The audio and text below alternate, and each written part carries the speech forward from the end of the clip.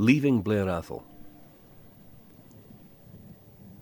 As you pull away from Blair Atholl, you'll soon be leaving behind the green landscape with its small fields and farms. The train starts to climb through the steep-sided Glen Garry, and eventually the mountains tower above you. Now the views are fantastic. This really is a time to keep looking out of the window. The red deer is the UK's largest wild animal, and there are hundreds of thousands of them living across Highland Scotland. They're a magnificent sight, particularly as the autumn rut approaches, when the stags and the hinds come together. But it's not always easy to get to see them. This part of the rail journey is one of the few times where you may be lucky, so watch carefully. The Scottish poet Norman MacCaig wrote a poem, So Many Summers, and it's an evocative reflection of this kind of place. Beside one loch, a hind's neat skeleton.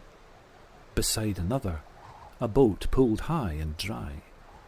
Two neat geometries drawn in the weather, two things already dead and still to die. I pass them every summer, rod in hand, skirting the bright blue or the spitting grey, and every summer saw how the bleached timbers gaped wider and the neat ribs fell away.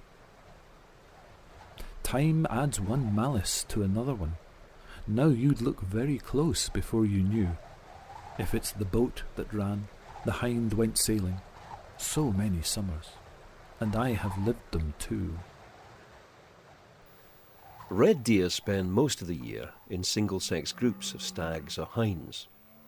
In September, the mature males break away from their group in search of females. During October, one stag will cover a group of around 20 hides, and he'll challenge any other male who dares to try and move in on his harem.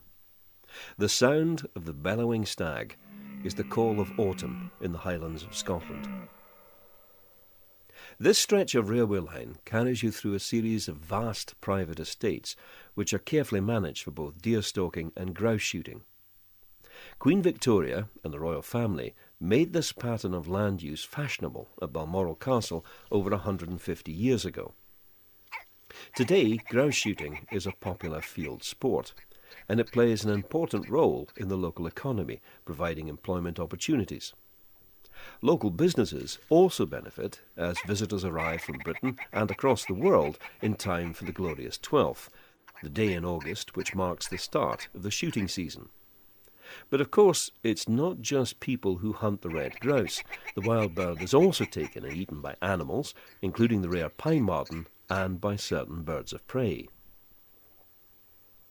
Passing over the moors, you may notice a regular geometric patchwork of light and dark colours across some of the heather-covered hillsides.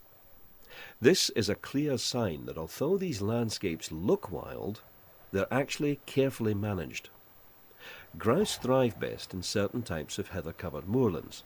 They need young heather shoots as food, but prefer to shelter in darker, older vegetation. Estate workers carry out controlled burning of old rank heather, which creates that distinctive pattern on the hillside, creating an ideal environment for the grouse.